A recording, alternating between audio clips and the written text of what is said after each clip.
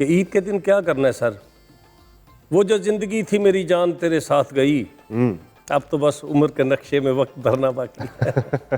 तो ये पैगाम किसको भेजते हैं लिख के? ये पैगाम बेटा हम उम्र के उससे सेम है। अब मैं जिस शो में भी जाता हूँ, ज़ाहिर बात है कि अल्हम्दुलिल्लाह मुझे 39 यानी 39 साल सिंगर बने हुए हो गए स्टेज पे।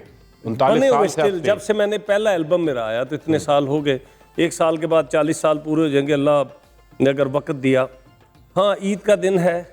एक बात है, मैं जब भी जिस शो पे बैठता हूँ इशारा तो नहीं बताता हूँ, क्योंकि मेरे सुनने वाले जितने मुझे देखना भी चाहते हैं उनका शुक्रिया, और मुझे सुनना भी चाहते हैं। तो मुझे याद है कि एक चीज़ मुझे हमेशा तंग भी करती है और शो पे भी मैं कहता रहता हूँ, मैं आपको भी सुना देता हूँ। याद आउंदा तेरा ओ जी जी कहना, उजड़ गया साडा कुछ भी नहीं रहना, जे तेरे दिल विच दीद आउंदी, जे दुआं नूं कट्ठियां ईद आउंदी, ओ फिर इक्को जे कपड़े पांदे वे हसरतां रह गईयां, तेनू अपना बनांदे हसरतां रह गईयां, तेनू अपना बनांदे हसरतां रह गईयां। ये थी बात। आंखें क्यों भर आई हैं साहब? नहीं, कोई नहीं, वो बात जो दिल से निकलती है वो असर रखती है। मैं जो चीज़ गाता हूँ, इंसान को ज़िंदगी में अगर कोई चोट लग जाए ना, तो उसका निशान तो मरदे दम तक रहता है। अगर चोट बड़ी लगे, छोटी चोट तो मिट जाती है। तो दुनिया में सिर्फ यही नहीं कि दुख प्यार मोहब्बत के होते हैं, दुनिया में बहुत सारे दुख और भी हैं। कुछ लोग ऐसे हैं जो इस वक्त हमारा शो देख रहे हैं कि जिनके वालिदैन पिछली ईद पर थे, ऐसी ईद पे नहीं, बहन भाई दोस्त नहीं थे। अल्लाह उनको गरीके रहमत में तो जगह दे। हमें याद रखना चाहिए ईद के दिन जो लोग हमसे बिछड़ जाते हैं ना, उनको इसी तरह ही हमारी दुआओं की तलब होती है जैसे एक भूखे को रोटी की होती है। तो हमें चाहिए कि जो लोग हमसे बिछड़े हैं, ईद की खुशियाँ भी मनाएं, लेकिन उसके साथ साथ उन्हें भी साथ याद रखें, उनको भी याद रखें, ताकि उनके लिए दुआ करें और अपने जाने की भी तैयारी करें। लेकिन ये बताएं कि ईद के रोज़ पे जब आप घर आते हैं तो अब तो ईदी बांटने वाला सिलसिला है, ईदी जनाब, या कोई बड़े बहन भाई हैं जिन्हें आप भी जिद करके कहते हैं कि दो पैसे? ज़ाहिरी बात है, बहन भाई तो जब माँ बाप बूढ़े हो जाते हैं, चले जाते हैं, तो सब ने निज़ाम कुदरत है, अलहदा होना है। अब तो ज़िम्मेदारी है अपने बच्चों की और बीवी की, ये ज़िम्मेदारी होती है ना। तो ऐसा हो सकता है कि बीवी को ईद दिए बगैर बंदा साह भर जाए। ईद तो 15 दिन पहले ही ले लेंदी है। ईद तो 15 दिन पहले ही ले लेती है। ईद में क्या देते हैं? तोहफा देते हैं कोई, या पैसे देते हैं, या सिर्फ दुआएं देते हैं, या गाना सुना देते हैं? नहीं नहीं आपने बड़ी अच्छी बात की कि कई घर भी तो नहीं गाना सुना देते। ऐसी बात नहीं है, वहाँ तो पैसे देने पड़ते हैं और हक भी बनता है। किसके लिए कमा रहा है इंसान? जितने भी लोग मेरा शो देख रहे हैं, अगर हम बिजनेसमैन हैं, सिंगर हैं, एक्टर हैं, कुछ भी हैं, तो हम किसके लिए कमाते हैं? कभी सोचें। अपनी औलाद और अपनी बीवी के लिए। और जब भी इंसान आंखें बंद करता है तो वो सब कुछ औलाद का हो जाता है या बीवी का होता है।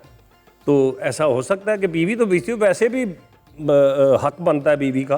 तो उसमें अपनी मर्जी से, अपनी पसंद से आप पैसे देते हैं, या उनका मुतालबा होता है कि इतने दें? और वो इतने कितने होते हैं? अकरम राय की जेब से ईद के दिन 5,000 निकलता है, 50,000 निकलता है, 5 लाख निकलता है। उस सर जी, ये बात आप मानते हैं? आप भी, आपका तो मुझे पता नहीं किस स्टेज पे हैं आप, लेकिन ये हो सकता है बंदा अपनी मर्जी, जो बीवी के मुंह से निकल गया उसने लेना है वो देना पड़ेगा आपको। ये कैसे हो सकता है?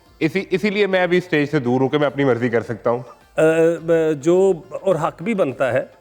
बास होता है कि इंसान को, मर्द को अल्लाह ने ये दिया है कि मर्द सोच के घर को चलाता है, बीवी थोड़ा अपने खुशियों का, बच्चों की खुशियों का ख्याल रखने के ज़्यादा भी पैसे खर्च कर देती हैं।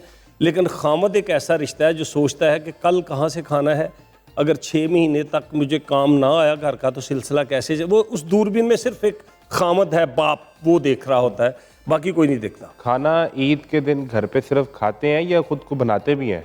नहीं, खाना मुझे, सच्ची बात है, मैं चाय बना सकता हूँ, चाय बना सकता हूँ, सुरीली चाय, हाँ चाय सुरीली बना सकता हूँ बस। और या कोई दाल दूल को तड़का लगा सकता हूँ, बाकी मुझे कुछ नहीं आता। खाने का शौक है?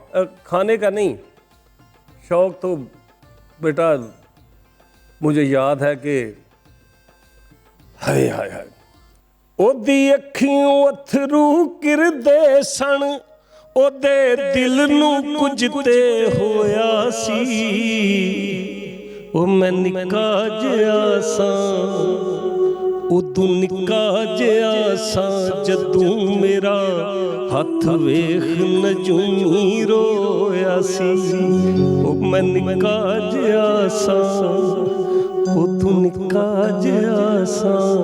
ये तो बहुत पुरानी बात है। खत्म हो गए शौक? नहीं शौक ख़त्म हो गए। अब शौक बच्चों के हैं या बीवी के हैं। और आपको सुन के ये हैरानगी होगी कि मैंने कभी अपने ना जूता ना कपड़ा कुछ ही नहीं, वो बच्चे ही लेके देते हैं बस। या आपको तोहफे मिल जाते होंगे? तोहफा भी मिल जाए तो बच्चों के पास ही जाना है, उन्हें भेजना कि ये पहनने वाले हैं। ये आपके चाहने वाले अकरम राय के लिए तोहफा देते हैं ना? हाँ, मैं असल में तोहफे बहुत कम लेता हूँ, क्योंकि उसकी गाने वालों को तो महंगी घड़ियाँ, कपड़े, जूते, लोग तो गाड़ियाँ तक गिफ्ट कर देते हैं। सब कुछ करते हैं, लेते हैं तोहफा, लेकिन उस बंदे से जिसने बाद में ताना ना देना हो हमें, उस बंदे आपको से ताने से डर लगता है? जी डर लगता है ताने से?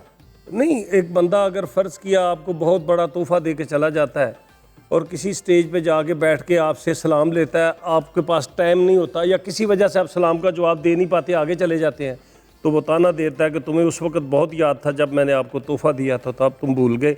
इस तरह की बातों से डरता हूँ। और जब भी कोई चीज़ तलब होती है तो सिर्फ अल्लाह से मांगता हूँ कि या अल्लाह तू देगा। सबसे महंगा तोहफा आपको क्या मिला जिस पर आपने ये कह के मना कर दिया कि मैं नहीं ले सकता? वो कनाडा में एक शख्स था, उसने मर्द या खातून? बहुत बड़ा तोहफा देने की कोशिश की थी। खातून थी? नहीं, था मर्द, झूठ नहीं मैंने बोलना। ऐसा क्या तोहफा क्या था?